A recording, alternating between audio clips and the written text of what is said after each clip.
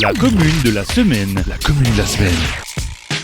La commune de la semaine fait étape à Volmaster. Je suis en compagnie du maire Jean-Michel Ekel. Bonjour. Bonjour. Vous avez pris la succession de Daniel Schaff il y a un an, en mai 2020. C'est une succession dans la continuité, on peut le dire? Dans la continuité, oui, avec un collègue, donc David Suc, qui était déjà adjoint maire.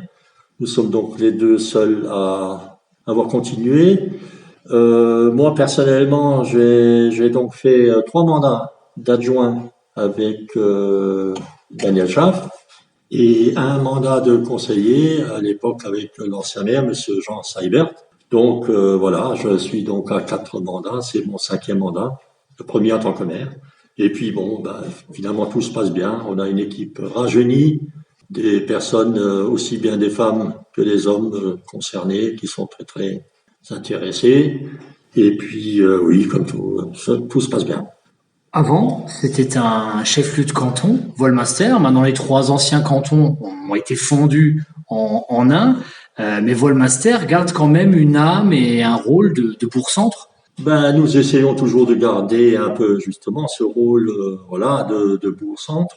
Nous avons quand même encore pas mal de petits magasins, que ce soit, nous avons notre boulanger, notre boucher, voilà, nous avons un magasin de machines agricoles, nous avons 2 cabinets d'infirmières, nous avons notre dentiste, voilà, notre pharmacie, et puis notre garagiste à la sortie vers Weiskirch.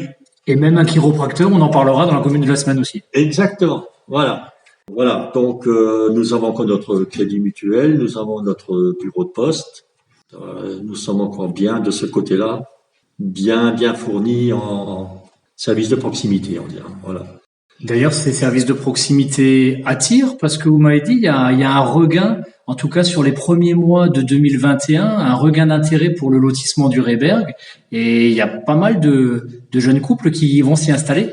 Effectivement, donc nous avions prévu il y a maintenant 6 ans une 3e tranche au lotissement avec 14 parcelles. Et ces 14 parcelles sont parties en espace de 2 ans, 2 ans et demi, avec pratiquement que des jeunes du village. Et donc, nous sommes lancés dans la foulée, bien sûr, dans une 4e tranche, donc, qui a aujourd'hui 20 parcelles. Et sur les 20 parcelles, pendant 2 ans et demi, on avait du mal. Il n'y avait pas grand-chose, peu de demandes. C'était très, très calme. Et donc, on s'est d'ailleurs posé des questions. On s'était inquiété un tout petit peu. Et puis là, depuis le début d'année ou fin d'année 2020, ça commence à bouger. Et donc là, actuellement, on est à 6 parcelles de vendues. Donc c'est bien reparti. Et puis on est bien content. Est-ce que vous pensez que pendant les différents confinements, il y a des gens qui ont réfléchi et qui se sont dit, finalement, au Beacherland, dans un village, un gros village, on peut le dire quand même, où il y a beaucoup de services, un périscolaire, des écoles, une jolie place centrale, finalement il fait bon vivre, on va y aller. Il fait bon vivre, effectivement. Tous les appels qu'on reçoit en mairie, bien souvent les gens posent la première question, c'est de savoir comment ça se passe au niveau des écoles. Est-ce qu'il y a des écoles, est-ce qu'il y a des crèches ou est-ce qu'il y a un périscolaire? Et souvent les gens, c'est ce qui les fait choisir. Et donc et effectivement au niveau des écoles, on est bien fourni. On a des écoles en tourne actuellement. On est à 130, pas loin de 130 élèves dans 2 écoles. Et donc, et là, tout se passe bien. On est très, très satisfait. Est-ce que vous pensez que c'est indispensable pour maintenir l'attractivité d'un village, le fait d'avoir misé comme ça sur la jeunesse, d'avoir un périscolaire tout neuf? Il est très beau. J'y étais notamment à l'inauguration, où il y avait notamment le président du conseil départemental qui était venu, monsieur Weiten.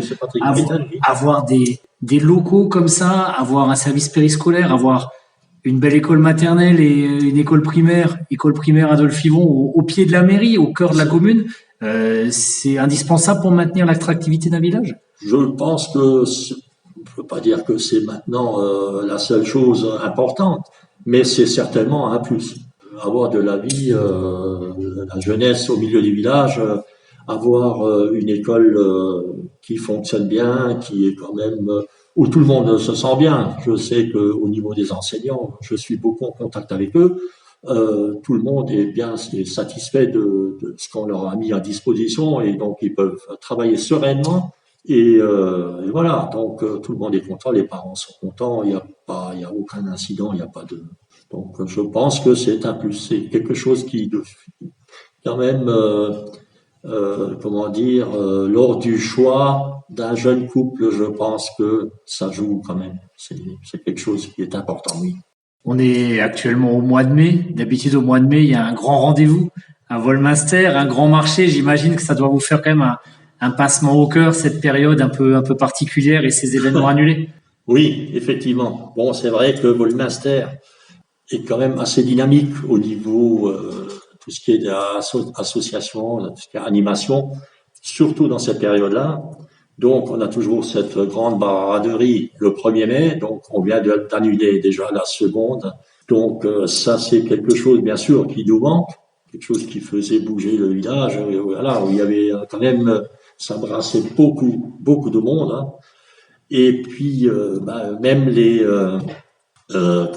exposants sont très inquiets parce que ils téléphonent, ils disent que bon, c'est quand même une des braderies où ils travaillaient le mieux. Et donc, ça, c'est quelque chose, bien sûr, qui nous manque. À nous, communes, bien sûr, une rentrée d'argent qui nous manque également.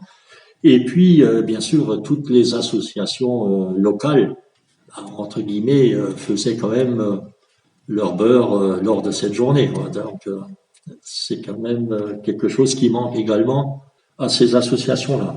Et en dehors de ce grand événement annuel, il y avait aussi des événements plus réguliers qui avaient été mis en place par l'intersociété, monsieur Jean-Luc Maurer. Voilà. Nous en avions parlé l'an dernier sur Studio 1. Des marchés plus réguliers, là aussi, je pense que ça manque parce que ça avait bien démarré. Ça avait bien démarré, oui. C'était un petit marché. C'était pas énormément grand, mais bon, c'est vrai que les gens appréciaient. Parce que bon, on n'avait pas besoin de se déplacer surtout que l'an dernier, c'était quand même très compliqué. Donc ces choses-là, et puis bien sûr il y a également le lundi de Pentecôte, dimanche de Pentecôte, pardon. Donc nous avions toujours une marche gourmande également, donc organisée par l'interassociation. Donc toutes les associations locales donnaient un coup de main, et puis on se limitait toujours à 500 personnes.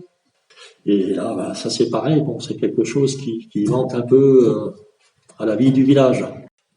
Il y a un petit côté insolite, vous en avez parlé tout à l'heure.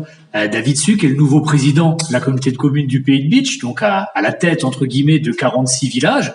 Mais là, dans votre équipe, le patron, c'est vous. Le patron, c'est le maire, c'est sûr.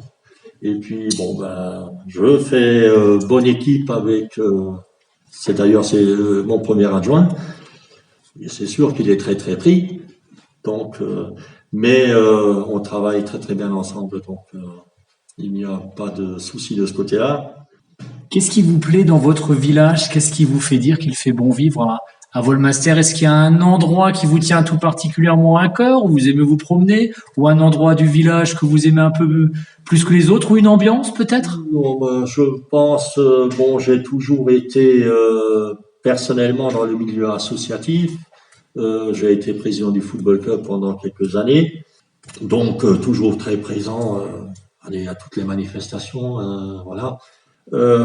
Moi, ce qui me plaît ici, c'est déjà, je trouve que on a d'un côté la ruralité, la campagne, et puis d'un autre côté, on a également, comme je l'ai dit tout à l'heure, ces petits services de proximité, le boulanger, la baguette tous les matins, notre petit boulanger, nos 3 petits restaurants. Voilà, j'ai mon dentiste, j'ai ma pharmacie, voilà, donc on est bien. Un petit bémol, c'est qu'on est à la recherche depuis maintenant quelques années déjà d'un médecin. Et donc on avait pendant longtemps 2 médecins qui travaillaient très bien, qui étaient dépassés à 2. Et donc aujourd'hui, on est à la recherche. Les 2 sont partis à la retraite. L'un est malheureusement décédé il n'y a pas trop longtemps même. Mais c'est vrai que nous recherchons un médecin, voilà, à tout prix, mais bon, c'est très compliqué. Eh ben, on va passer l'appel dans la commune de la semaine. Il reste quelques parcelles au Réberg. Il pourra acheter sa baguette chez Jean-Luc Morer et puis emmener les enfants à l'école Adolphe Vivon et puis aller, quand ça aura repris, voir les spectacles de la troupe dialectale et ce sera parfait. Ce sera parfait, exactement. À tous les médecins qui nous écoutent sur Studio 1, il fait bon vivre. À Volminster, Jean-Michel Ekel, merci beaucoup. Merci, au revoir.